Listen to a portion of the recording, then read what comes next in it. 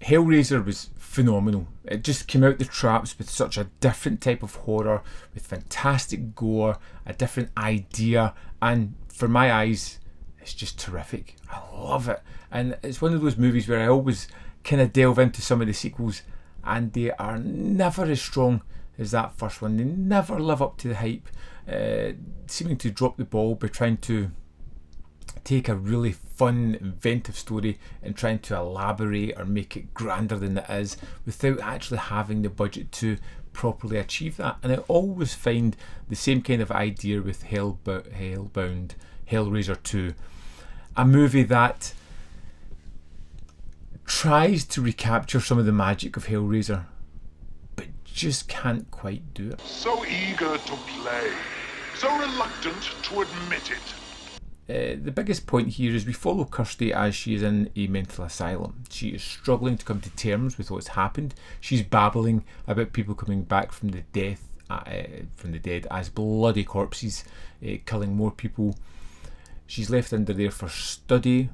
Dr. Channard, the man who runs this asylum or hospital, whichever you want to call it, is someone that's, I'd say, more damaged than a lot of the patients that are there. He's a twisted individual who seems to have a compulsion with the idea of hell, with the box, with the Cenobites. He seems to know about it and is almost doing research on it, and he sees Kirsty as a way of achieving his dreams of finding out more about this world. You're sure this is what you want? It's what I've always wanted. I have to see. I have to know.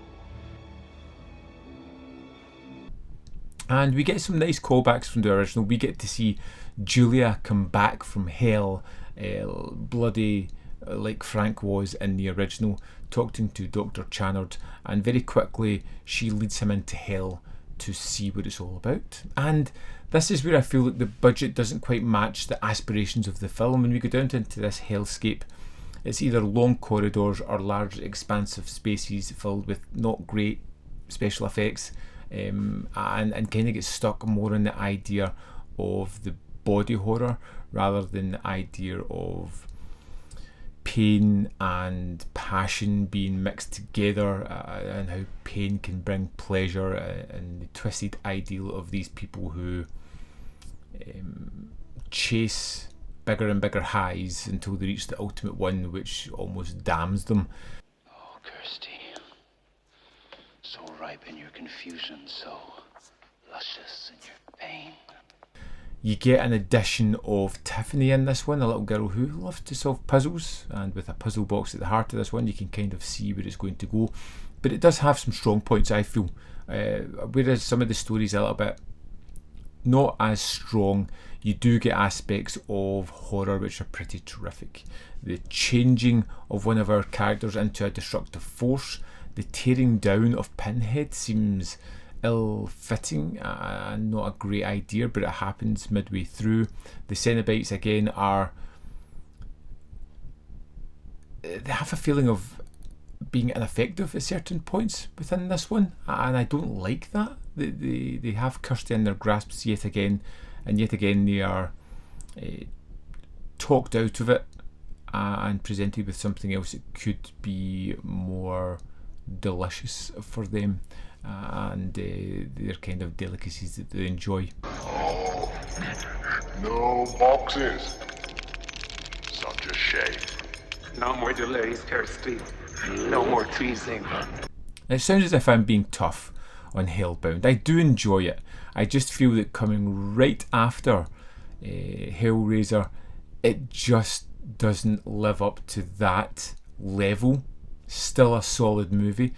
I haven't seen part 3 in a number of years, and I remember that being not as great as Hellraiser 2, so we'll see where we'll go with that one. But for the most part, Hellraiser 2 gives you a lot of the things that I did enjoy about the first one. The gore, the practical effects, the nastiness of the Cenobites is there. It's when it tries to expand this world, tries to expand the hellscape, it just doesn't quite achieve it for me. But let's dive into the disc and see what extras that it has. Here we are in the disc for Hellbound, Hellraiser 2. Let's go to the special features. First up, we have 3 audio commentaries again. We've got a new one with Stephen Jones and Kim Newman. We have a commentary with the director Tony Randall, writer Peter Atkins, and actress Ashley Lawrence from the year 2000. And then we've got a commentary with Tony Randall and Peter Atkins from 1996. Hell Was What They Wanted is a lively new appreciation of Hellbound, Hellraiser 2 and the work of Clive Barker by horror authors and critics Kit Powers and George Daniel Leah, filmed exclusively for Arrow in 2023. And this runs at a lengthy 1 hour, 25 minutes, 19 seconds, and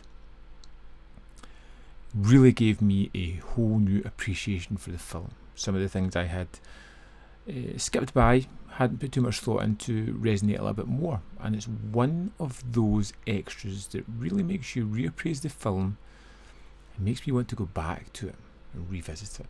Next up we have That Rat Slice Sound, which was 11 minutes 56, and this is an appreciation of the composer Christopher Young's, and it's by author and critic Guy Adams, who I find I like his cadence, his tone, the way he describes and talks through the information is just something remarkably attentive and comforting about it. I love just sitting up, paying attention and being drawn into the story that he paints, which is always fantastic. Then we have Behind the Scenes, which has a few archival extras, all running at a few minutes each, and some archival special features. Again, all running a few minutes each and have been on previous releases. We've got some trailers, TV spots, and the image galleries. And that's the extras for Hellbound Hellraiser 2. There we have it. Hellbound Hellraiser 2 is good, decent. It's an alright follow-up to a pretty tremendous film. Next on the list we go to Hellraiser 3, Hell on Earth, which I have mixed memories on. I guess we'll get that for the next review. I would love to know your thoughts on Hellbound Hellraiser 2. Let me know in the comment box below whether you love it, hate it. How do you think it falls in the sort of Hellraiser scape? Do you think it was a good sequel? Do you think it failed a little bit?